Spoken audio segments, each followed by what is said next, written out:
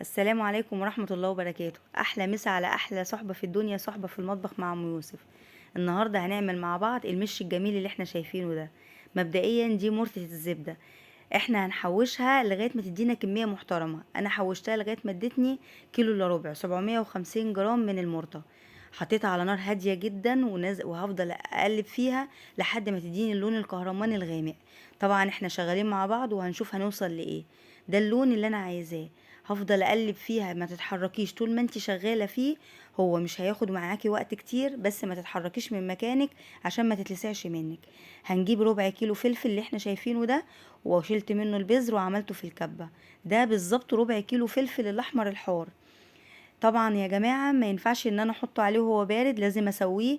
لان انا كده بعمل المش لاول مره، فلازم كل حاجه فيه تبقى مستويه ومستويه جدا، وما يكونش فيه ميه ولا سوائل.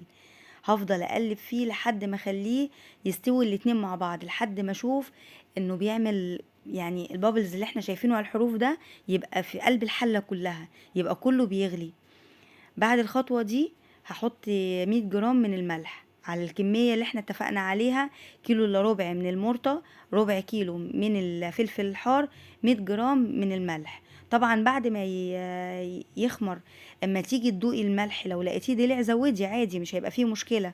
لو انتي الملح اللي انا حطيته كفاية اللي هو 100 جرام، خلاص مش هيبقى يعني يبقى كويس. يعني حسيتي انه حادق عليكي، دفي شوية لبن وسيبيه يبرد وبعدين حطيه. يا جماعه الحته اللي فاتتكوا دي انا حطيت معلقه كاري وهحط معلقه كمون. وانا هحط لكم كل الحاجات اللي هضيفها في صندوق الوصف باذن الله. دي حلبة انا جايباها من عند العطار مطحونة. هحط منها معلقة بس بعد لما اطفي على النار خالص عشان ما تمررش. الحلبة دي يا جماعة عشان تخلي المش مع التخمير ما يجيبش حشرات، ما يجيبش اي حاجة. ودي مادة حفظية صحية، ما فيهاش اي اذى. ده الكمون يا جماعة اللي قلتلكوا عليه معلقة. بالنسبة للدينكار اللي بيحطوه، طبعا في ناس كتير هتبقى عارفاه، وناس كتير هتسمعني لأول مرة. الدينكار ده يا جماعة مش صحي خالص وما ينفعش نحطه، يعني حاجة سيئة سيئة. الصحي عنها وما فيهوش أي مواد ضارة الحلبة المطحونة. فيبقى معلقة الحلبة المطحونة دي مادة حافظة هنحطها على المش، إن شاء الله تحميه من أي حاجة مش كويسة. وبرضو انتي تعرفي تتعاملي مع حاجتك ازاي. ما تحطيش فيه أي حاجة بمية. يعني في ناس، أنا يعني عندي ولادي، ده يا جماعة اللبن أنا جبت كيلو لبن، معلش عشان ما يفوتنيش الخطوات، وهعيدها لكم في الآخر على بعضيها. أنا جبت كيلو لبن وغليته، وبعدين ببتدي أنزل بيه حبة حبة لأنه بيفور جامد. لو نزلتي بكيلو اللبن مرة واحدة هتلاقيه فار وجاب آخر الحلة وممكن يدلق منك. وأنا بحب دايما أشتغل في حاجات أكبر من اللي أنا بستعملها، عشان خاطر أبقى واخدة حريتي ومحسش إن الحاجة بتطلع على الحروف. بنزل طبعا باللبن حبة حبة لحد ما اخلص الكميه اللي معايا كلها اللي هي كيلو.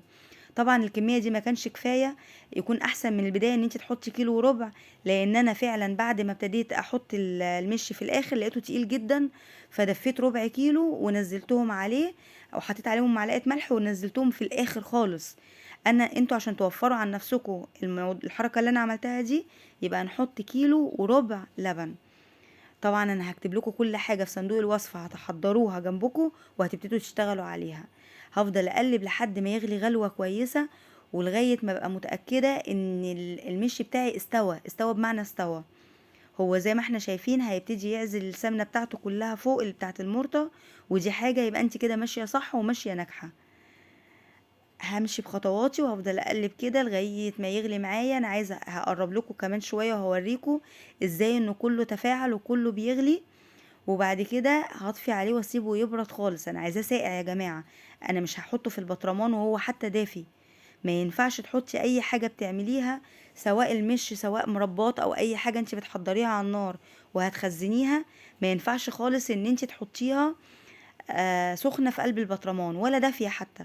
لازم تحطي حاجتك سقعت سقعت بمعنى سقعت. حتى الزبده بعد ما تسيحيها تسيبيها في الحله لحد ما تبرد خالص.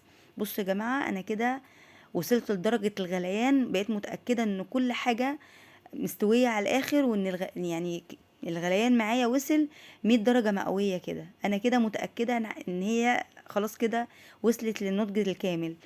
هطفي عليها واسيبها بقى لغاية ما تبرد خالص. مش هاجي جنبها لحد ما تسقع، هنزل عليها بس بمعلقة الحلبة واسيبها لحد ما تبرد. طبعا كده انا طفيت وسبت النار هديت شوية، ودي الجبنه طبعا انا مش هحطها دلوقتي خالص، انا التحضيرات الاخرانيه، انا بس كنت حابه اوريكم الجبنه انا عملت فيها ايه. انا حطيت عليها معلقتين ملح ومعلقتين من الشطه، وحطيتها على مصفى قبل ما اعمل المش بيومين، وركنتها في الفرن لحد ما صفت الميه وحجرت. زي ما انتوا شفتوا انا حطيت معلقه الحلبه وهقلبت المش وهسيبه بقى لما يهدى خالص. هحضر بقى البطرمان اللي انا هشتغل فيه، بيتنشف كويس جدا يا جماعه من جوه، وتكوني متاكده ان مفيهوش ولا نقطه ميه. لو انت غسلاه سيبيه سيبيه ينشف خالص، وجففيه باي حاجه لغايه ما تبقي متاكده ان هو ناشف ناشف. لو هو ازاز ممكن تحطيه دقيقه في الميكرويف، هيبقى كويس. لو بلاستيك زي بتاعي يبقى انت نشفيه كويس. يا جماعه الجبنه زي ما بوريكم نشفت نشفت، يعني عارفين حته حجر كده، لان انا نزلت منها السوائل اللي فيها كلها. وعودي نفسك كل ما تحطي حاجه على المش لازم تكوني مصفياها من السوائل اللي فيها، ولازم تكوني حاطه عليها ملح وشطه، عشان تبقي متاكده ان المش بتاعك هتفضلي تستعمليه طول الوقت ومش هيجيله اي حشرات، مش هيجيله اي حاجه، بدون ذكر اسماء مش كويسه. وطبعا ان شاء الله هيطلع معاكي احلى حاجه في الدنيا. بصوا بقى يا جماعه اللي انا بقول لكم عليه، المش تقيل ازاي، تقيل جدا لدرجه ان انا ما عرفتش اقلب فيه الجبنه.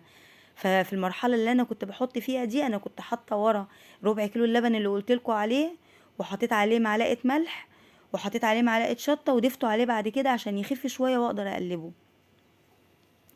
طبعا لو عايزاه اخف من كده وعايزه المش بتاعك ميه سايله كده خفيفه زي اللي بتشوفيه عند الناس، حطي كيلو ونص لبن. ويا سلام بقى لو عندك الشرش اللي بيطلع من الزبدة، اما بتيجي كده هو تعملي الزبدة لو انت جايباها كريمة، الشرش ده بتمسكيه تغليه وتسيبيه يهدى وتحطي عليه معلقتين 3 ملح، وتزودي المش بتاعك. انا عايزه اقول لكم انا عملته، ابتديت بكميه زي دي، وبعد كده بقى عندي بطرمان، كل ما ده البطرمان يزيد يزيد، لما بقى عندي البطرمان ما شاء الله في حدود 20 كيلو مش. بس طبعا انا بعمل لكم ده عشان خاطر اعمل لكم الوصفه، والبطرمان الصغنن ده هخليه جنبي كده هو اسحب منه، والبطرمان بتاعي الكبير في البلكونه. بعد ما تخلصي شغلك كله، هتجيبي التاريخ اللي انت ابتديتي عملتي بيه وهتلزقيه عليه بلزقه، هتعدي بالظبط 21 يوم وتفتحي وتاكلي احلى مش في الدنيا، ويقعد عندك بالسنين ان شاء الله، مش هيجراله حاجه لو عملتي زي ما قلتلك. والسلام عليكم ورحمه الله، اشوفكم الفيديو الجاي ان شاء الله، ويا رب تجربوها، ويا رب تنول اعجابكم.